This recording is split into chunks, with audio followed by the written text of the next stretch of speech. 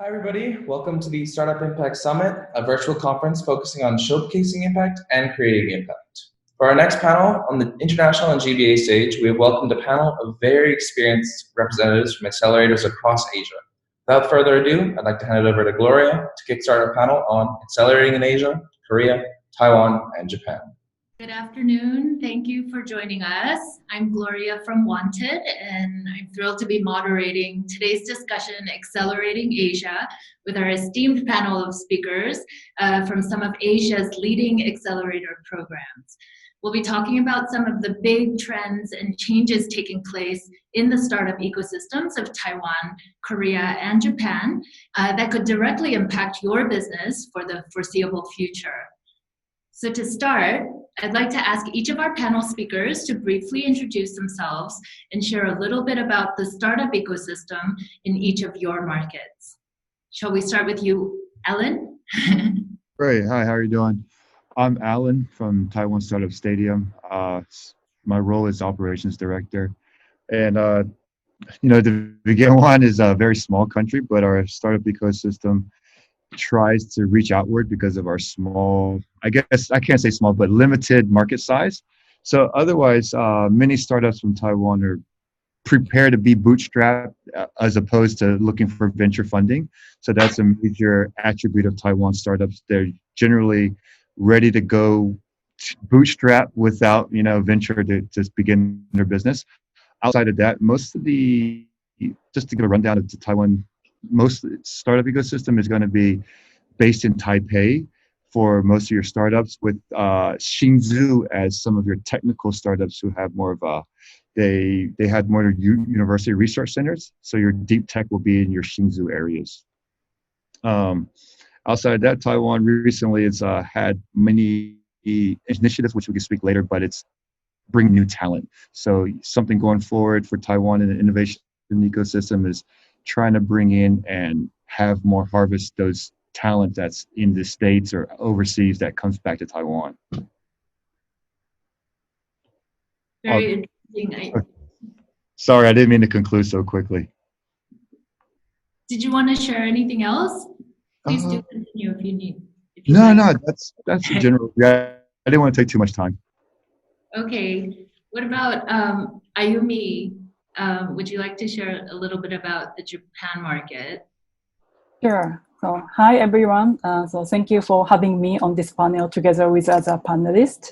So my name is Ayumi. I'm currently working as Japan country lead for a global venture capital firm and accelerator called 500 Startups.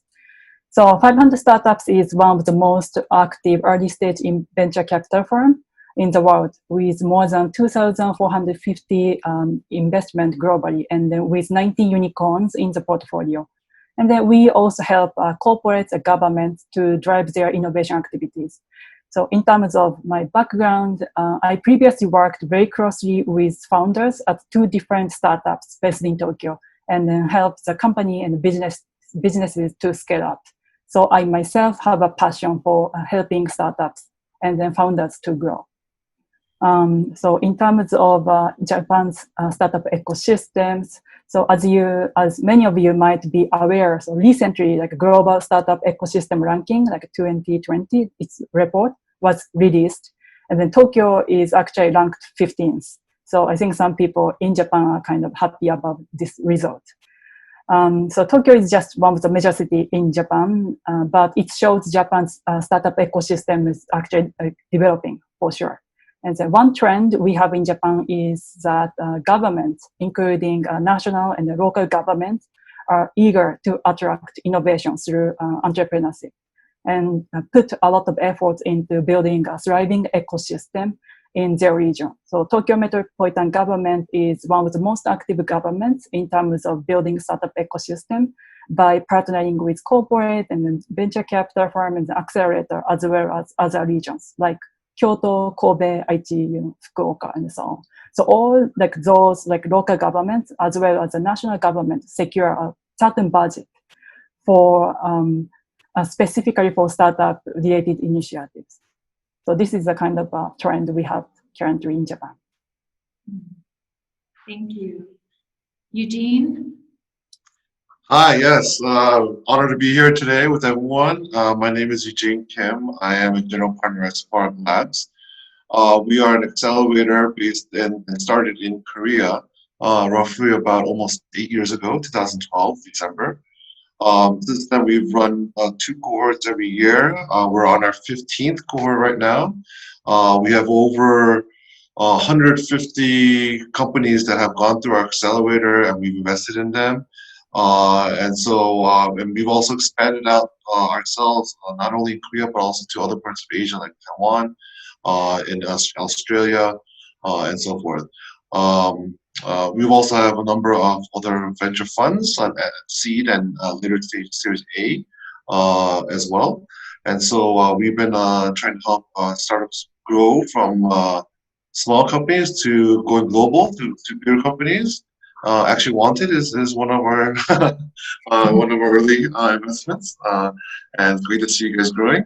Um, and yeah, so to talk a little about the Korea ecosystem.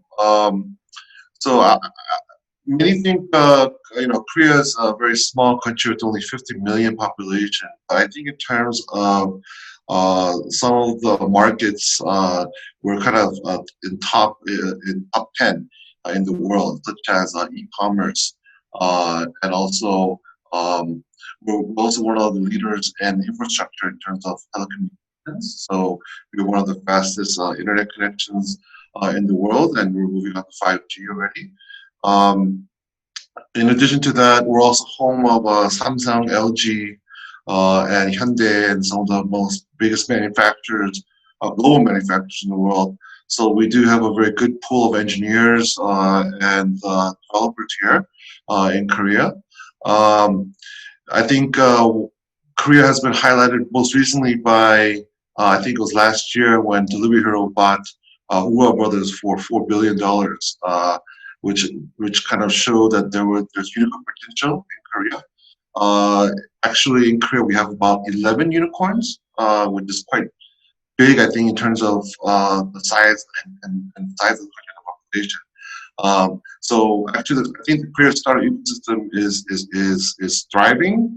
I think like Japan and like Taiwan, government is very active in this space to really drive and push innovation. Maybe the most active among the countries, maybe. Um, uh, but yeah, so I think that our ecosystem in Korea is pretty strong in terms of the access to capital, to investors with entrepreneurial experience now. I think that's growing, and also companies that have been able to go global and demand a unicorn level of valuation. And so I think we're Korea's in a good position going forward. And obviously the government, everyone's focusing on being leaders in the next generation of technologies like AI, IoT, VR, and so forth. And I think those are. I think if you look at the past, Korea has been kind of a leader in some sorts in terms of certain innovation and services and technologies and business models. So Korea has been one of the early services of a social network, actually before Facebook and Twitter.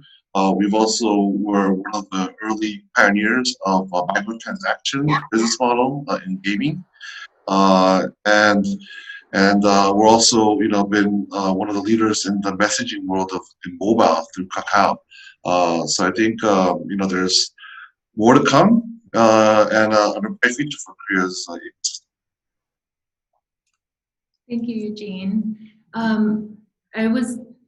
My company Wanted is actually in the business of recruitment. And I know, Alan, you had mentioned that Taiwan is particularly rolling out some initiatives to draw a lot of talent to Taiwan's startup ecosystem. I wanted to ask what your take is on the talent situation in your market, a little bit more in detail for those of us out there who are curious about Taiwan.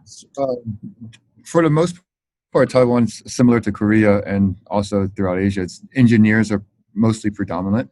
Uh, in terms of that, like I guess in the major industries of Taiwan are your IC or your SI, your system integrators or your ICT companies, including your Foxcons or your Windstroms, so forth, the iPhone chain. So there's a lot of engineers on that side, but trying to bring in new innovative talent outside of that too can actually have broader ideas to bring in innovation. What we've been doing in Taiwan in particular has had two different initiatives. One's called an entrepreneur visa, and the other is called a gold card. And so the gold card is pretty much the more it's harder to get, but it lasts for 3 years, and it gives you basically you don't have to be tied to a job, you don't have to worry about visa coming in and out, and the criteria is you must be either a scholar in finance, engineering, or be a lead developer. Just have some acknowledgments globally of what you've done, or have some technical. If you have a patent, can have a gold card. That gives you 3 years. No worries afterwards. You're pretty much set up in Taiwan. Entrepreneur visa is basically after $30,000 in investment, or you hire 2 members. There's 9 criteria, but it's only 1 year.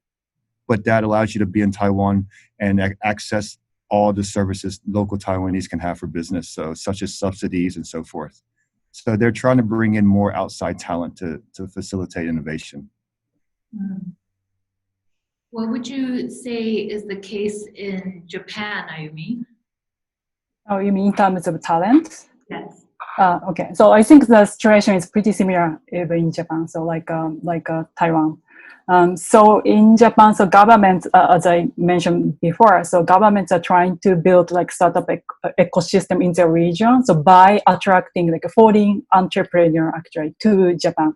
So because our the Japan is like aging population, we have less young people now, and then we have some like engineers and scientists. But what we are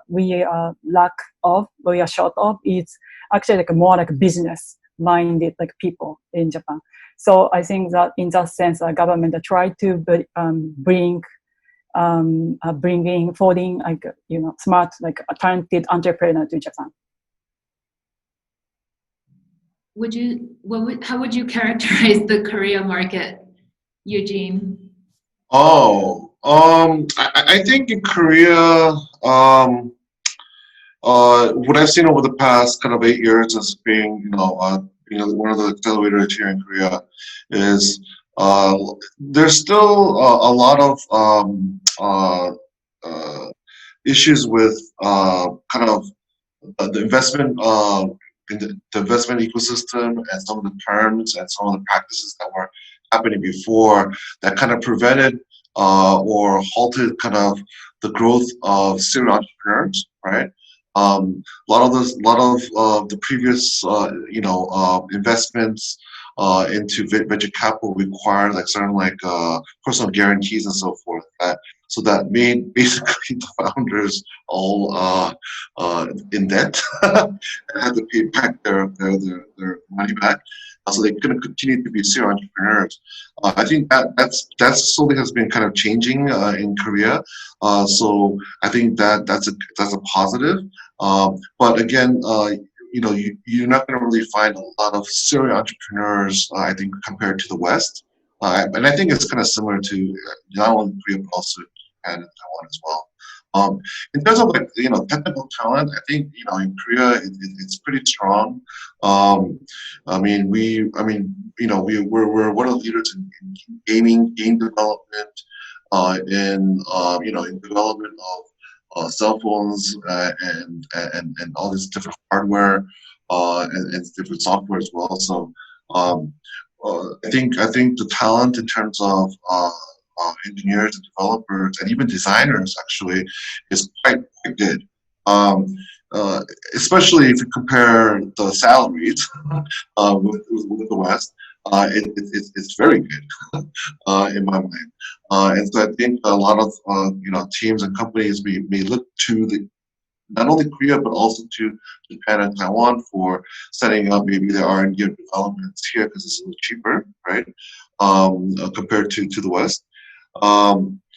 There are some. I mean, again, language is always an issue. Koreans, we're a very homogeneous kind of society. And Asia is a very homogeneous society, all in itself.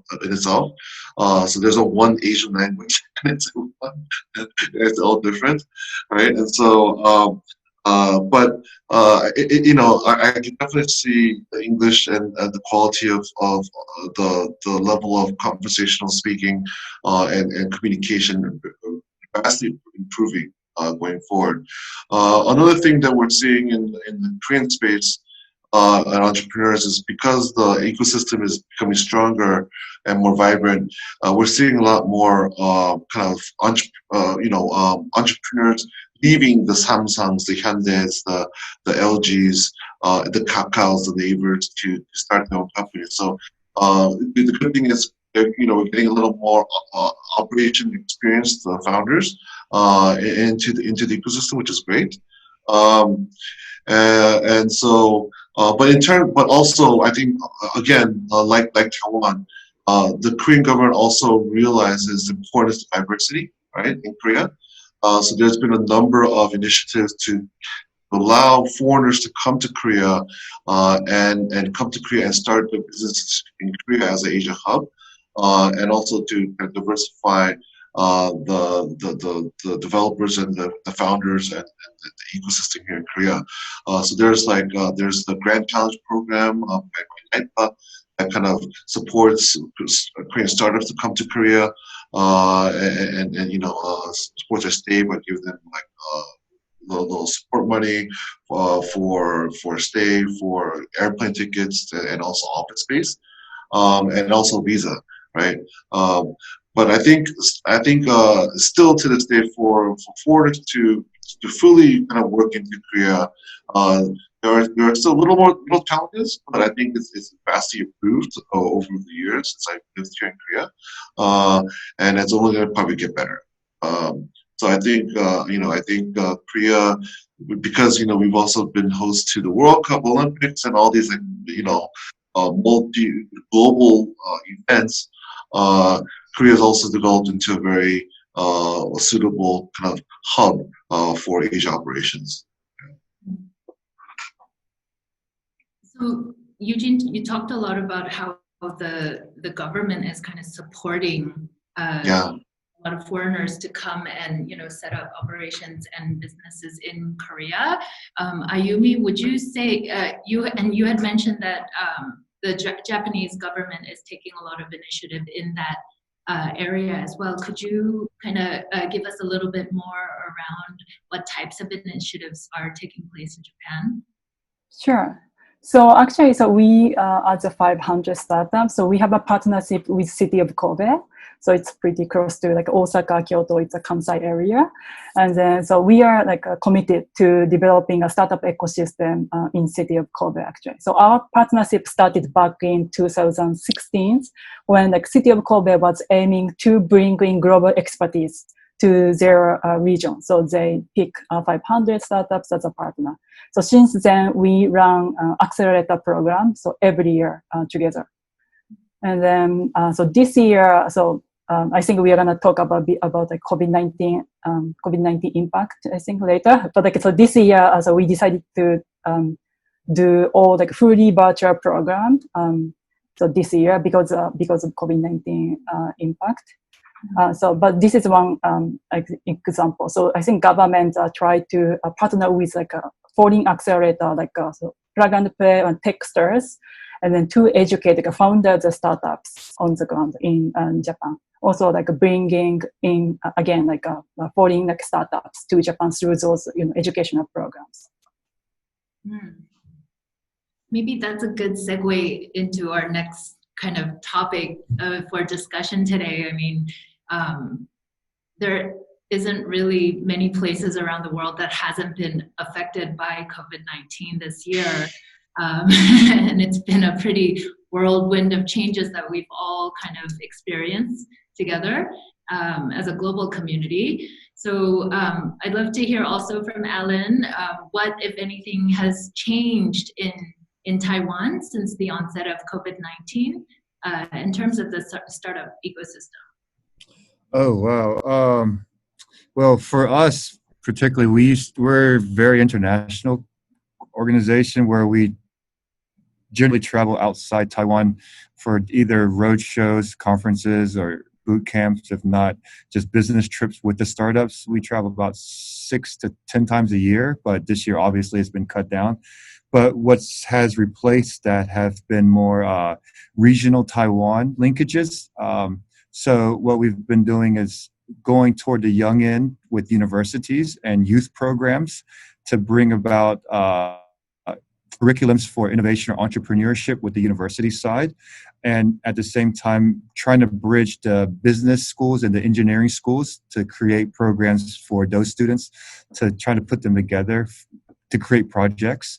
Outside of that is we've been working a lot together with different regional either investors or organizations to do workshops, participation through regional events, such as we just participated earlier in the month with Next Rise. Korea had an event. We got to speak with the Next Rise event about a few weeks ago. Done boot camps with KK Fund in Southeast Asia. So just running different things regionally, but all of them are like currently everybody what is doing is virtual. So that's the new normal. Yeah. The new normal is kind of interesting in that it's actually opened up opportunities like across border in ways that we maybe thought was possible but didn't really act on as much. Yeah. It's been very interesting. Just to bring about that, what you just mentioned, and I think earlier, which is a regional fund called KK Fund, I think most of us are familiar with that. They had something called Meet Your Match, which I think a few countries, actually multiple countries got to participate in. And so they just had a great effort to have VCs from each country do their own pitches for local startups to either have business development or to be, get some venture funding. So that was a great initiative, and it was basically Asia wide, from my understanding. Their Meet Your Match. Could maybe going back to Eugene, can you share a bit about, if anything, how SparkLabs has changed its program as an accelerator since COVID-19? Of course. We might be talking forever. No. Let's try to keep it short. Of course, yes. I think always everyone has been impacted by COVID-19. For us, we had already finished almost selection of our cohort when COVID hit Korea. So we were kind of already committed to start the program. And so as we did that, we had to change a lot of things. So we did do our orientation offline, but it was very small and short. And all of our kind of our sessions that we did normally when we get it together in a group session in our office, those were all done through Zoom or an online platform. And so everything has turned to online in the beginning. As kind of like the number of corona patients and the outbreak and kind of the growth has slowed down and actually gone down. We've been kind of coming back to little smaller meetings, but still everyone's required to wear masks, like masks is the new norm, and so forth. And so another thing that I've kind of looked on my own is also utilizing more of an online platform. Actually, we were actually looking to do this before to maybe to become a little more efficient in our work. But I think Corona has kind of accelerated this into adopting these kind of platforms for us. And another thing that Corona has kind of forced us to adopt or move more quickly on is we've also been looking to create more online content and ways to help our portfolio companies, better and more efficiently. And we started about a year ago to talk about how to develop more online content. And so this year with Corona, we're kind of moving forward and starting to create SparkLabs TV channel on YouTube, and starting to ask our founders and a lot of our mentors to kind of videotape some of their sessions so that we can share them online with the public and also within internally within the SparkLabs community. And so that's also been a big change for us. In terms of and the biggest change is we had to move our demo day.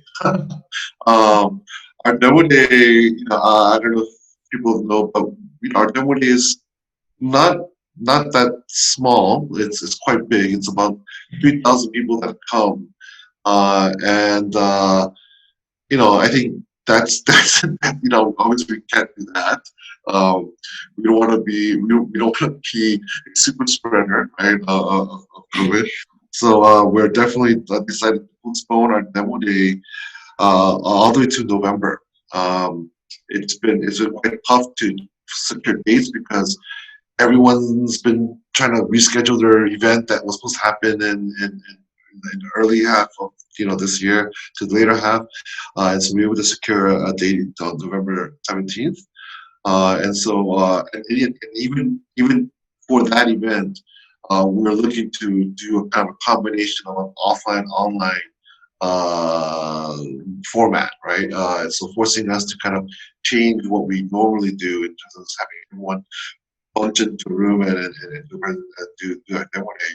We're going to have people separately and have spacing, social distancing among the attendees, and monitoring at the registration desk and entrances and those kind of things are all kind of new on our plate for this preparation.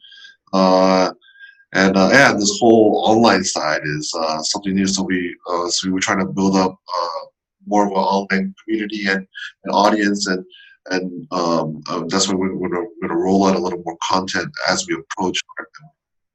Yeah. So lots of things have changed, I think, for us.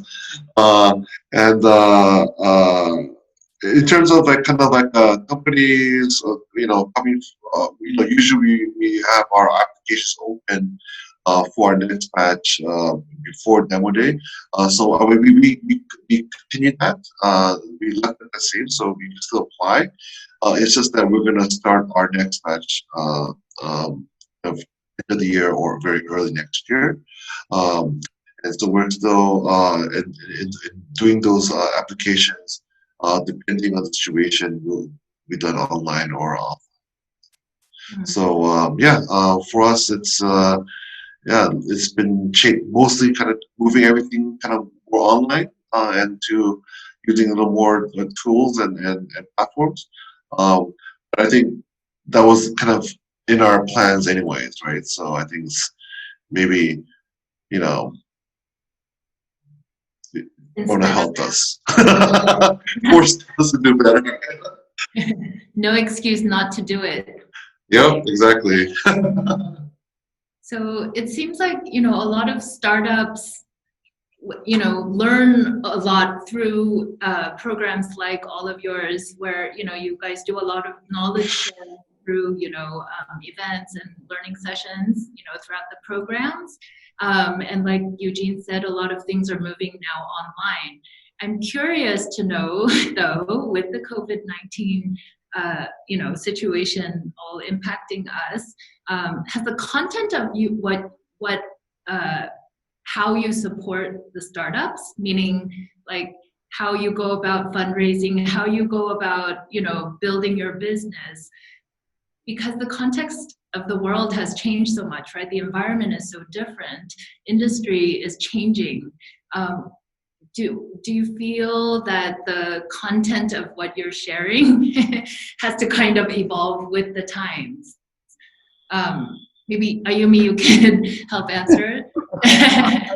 Good question. The content-wise, I don't think it's changing a lot. On our end. So it's still like a startup needs, some training in terms like for fundraising, and then they need some help. They need to learn how to, sell, how to build or improve their services and then product. They need to know how to do like pitching in front of like investors. So I think the content-wise, I think our, on our end, I think not really changing, but like how we deliver our contents to founders, of course it's changing. So our acceleration program is also becoming like virtual. So for example, we have a flagship seed stage, a flagship San Francisco seed accelerator program that takes in San Francisco. So we decided to do it fully virtual, like this and until the end of I think even like next year. And so like how we deliver those content to founders, I think that's totally changing. Mm-hmm. Alan, would you agree? Are you kind of share? Do you feel that the entrepreneurial know-how kind of remains the same in this new environment we're living in, or what's your take on how you would advise an entrepreneur or even an investor at this stage or in these times? Alan, your mic is turned off. Excuse me, sorry, pardon me. But with travel restrictions kind of still hampering a lot of, I guess, face-to-face and so forth, and major businesses still struggling, investors are kind of weary. They're kind of like holding back and so forth. So we kind of advise startups just to stay closer, be closer with your investor, just to update him, ask advice. So that's what we've been advising for our startups, just because they could probably get some insights from their startups on what they'd like to see from their team going forward in this time, and also maybe get some feedback on how to get better. And sometimes, generally, when you're closer to the investor, they can guide you or introduce you to somebody that could allay what's going on. Eugene, are you approaching your startups pretty much the same way as you did pre-COVID-19? No, I think to be honest, again, I think we all agree here. I think it's the fundamentals and things haven't changed, right? I think what changed is strategy, right? And like when COVID first hit, Korea, immediately we kind of contacted and let our our startups know that, hey, make sure you have cash, minimize spending, you gotta survive it out somehow, right? You've got to do outsource work to make revenue go ahead, do whatever it takes, because if you're planning to do funding, during COVID, it's going to take a much longer time to do so, because people just can't meet. Protocols have changed in terms of like how VCs executed their investment committees and decisions, and so I think, but now I think since the outbreak of COVID, I think investors are now back on track in terms of kind of following through with the investments. We still have companies that have closed recently, actually. So investors are investing, but now I think also their outlooks have also changed, right? And I think that will impact, obviously, certain companies in certain sectors, especially travel, especially things related to actually maybe even for the better for companies in the healthcare space, in telemedicine and so forth. So I think priorities have changed and strategies have changed, but in terms of fundamental kind of making a business and being an entrepreneur, and fundraising. That's all. I think all the same. um, just that I think if you're in certain spaces that are very sensitive to COVID, you might want to look into maybe going to another market, another sector. Uh, that's applicable with your technology to do that. And because that will be much more music to the ears for the investors, right? I think when if you're anything about travel these days, I think everyone's like, whoa, like kind of scared, right?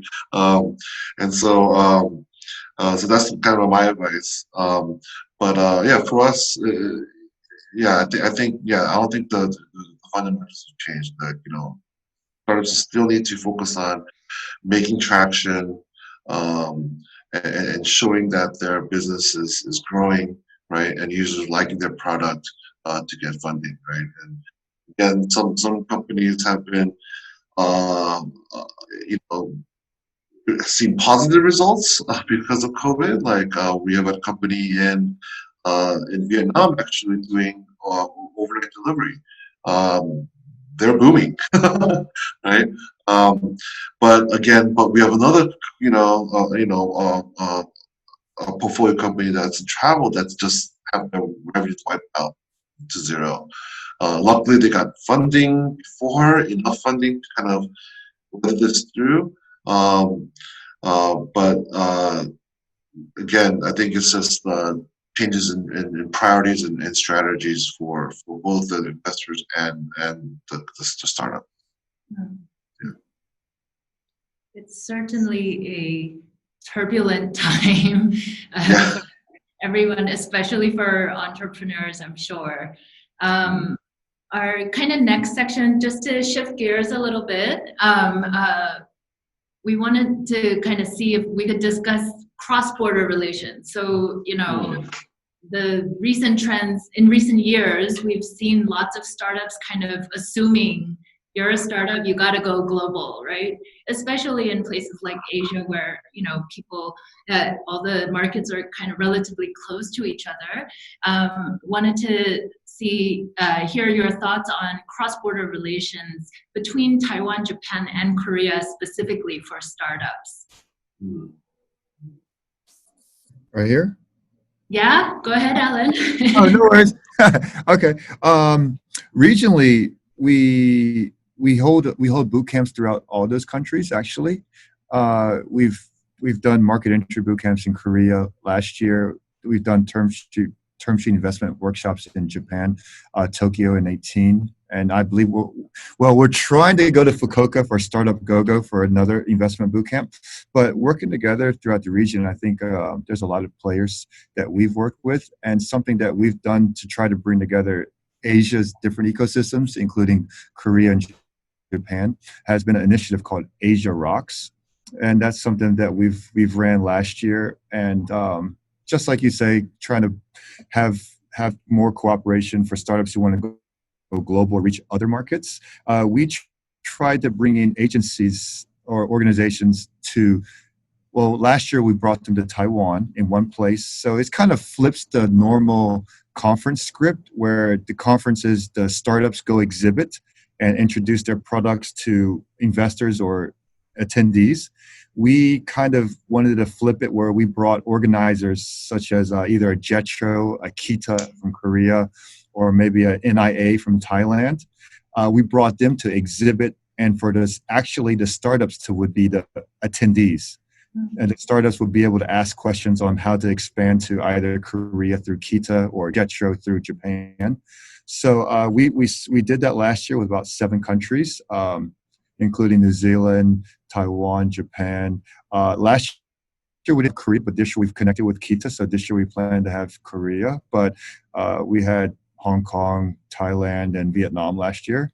So, but that's something we're doing, try to bridge the whole region. And we really look forward to, because this new normal is going to be cooperating with each other. So we definitely look forward to, I guess, bridging each of our ecosystems together.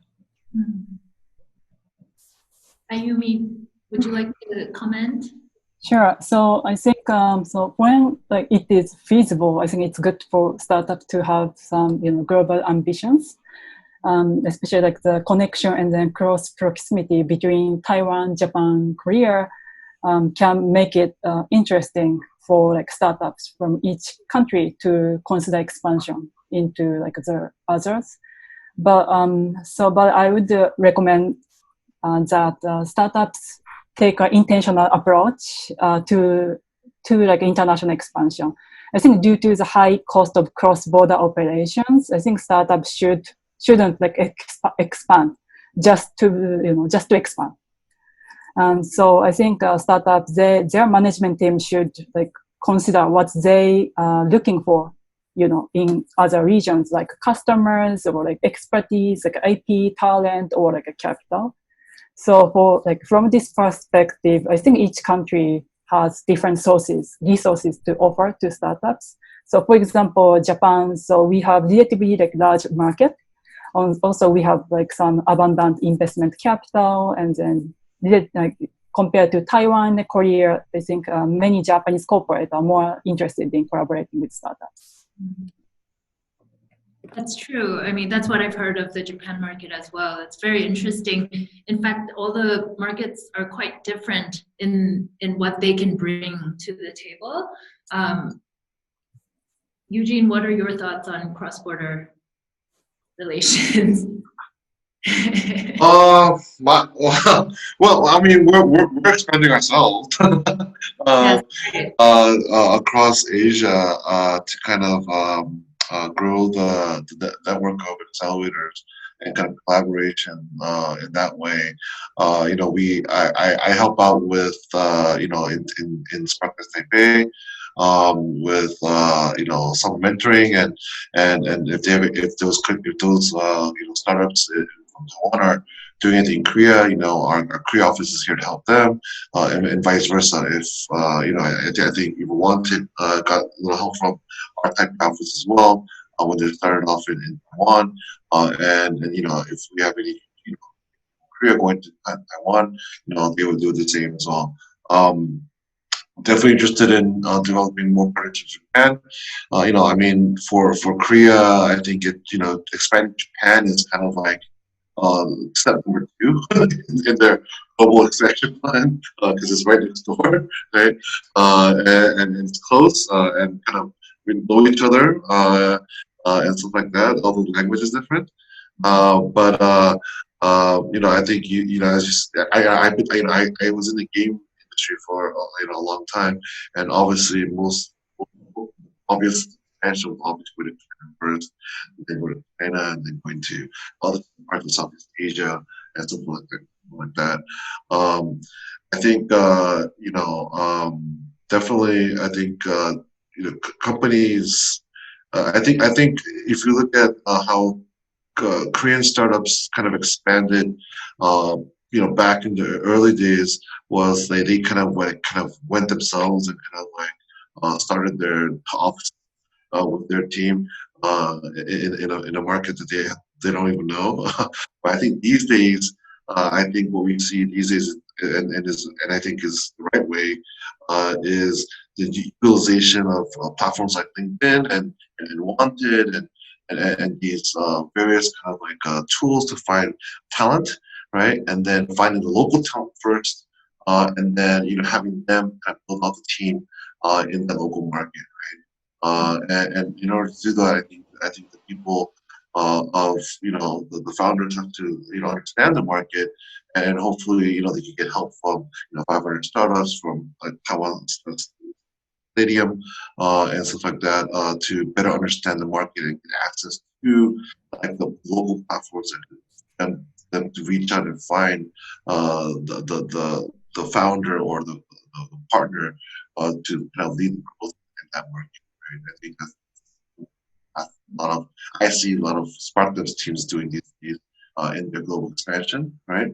But again, there's a lot of things that there's a lot of different things that cultural differences, legal differences, marketing channel differences that every company has to face because it's not the same in every market, right? And so companies need to understand that this model might or most likely not work, right, in another market.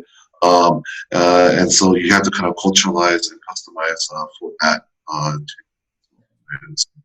You definitely need local help on that, right? And I think in the game industry, especially for gaming, the games that have been most successful is the games studios that have very easily taken the feedback of the local publisher and taken the demands of their users, right?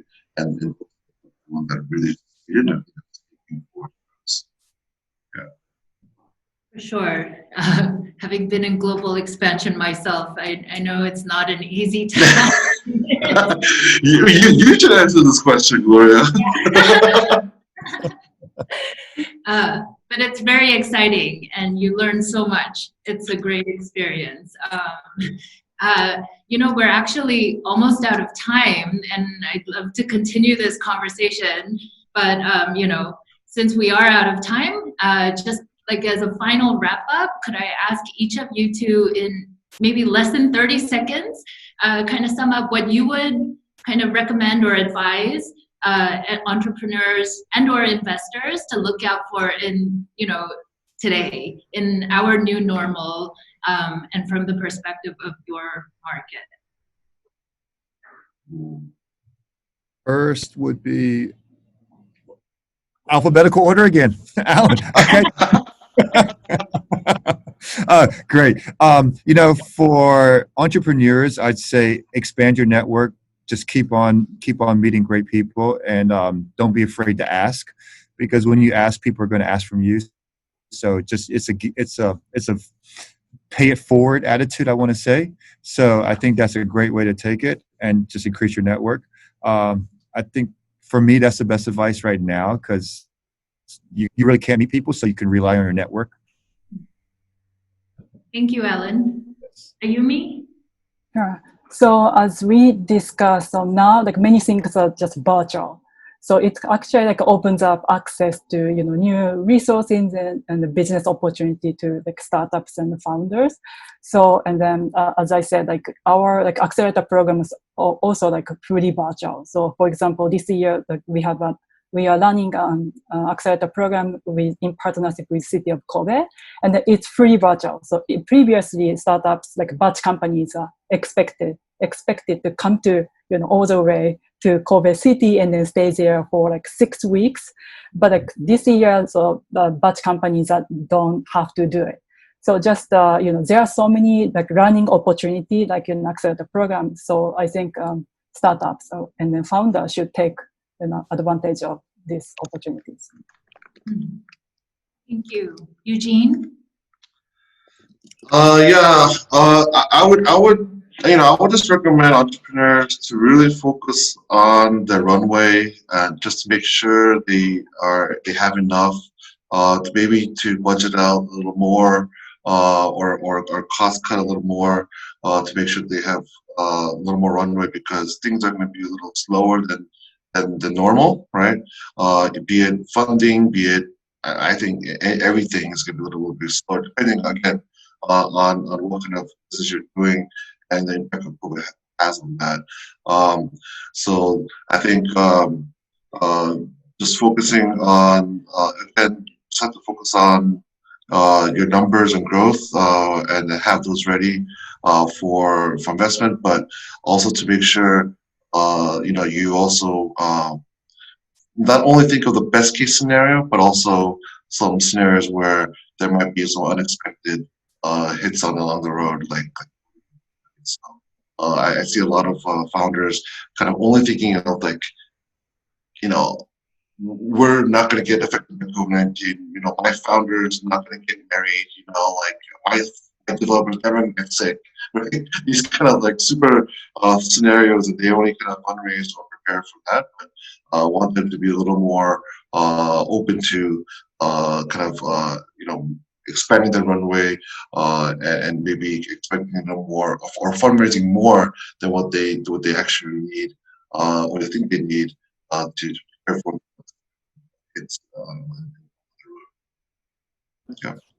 Thank you. wish we had more time to discuss further, but hopefully maybe sometime soon we can meet in person and continue conversations on a real stage with real people in the audience. Really look forward to doing that. Just on a final note, I wanted to just ask, because a lot of people I'm sure out there would love to, grab a conversation with you or be able to ask questions to you. Are you open to people reaching out to you through LinkedIn? Would that be okay? Sure. Yeah. The Impact Summit are asking if that'd be okay. So Totally fine. thank you. So yes, everyone out there, do feel free to reach out to Eugene, Ayumi, and Alan with any questions about Taiwan, Japan, or Korea. We hope you're all that you'll all keep well, safe, and healthy in these tumultuous and turbulent times, and enjoy the rest of the Startup Impact Summit. Thank you, speakers, for sharing your time and all your insights with us. Thank you. Thank you.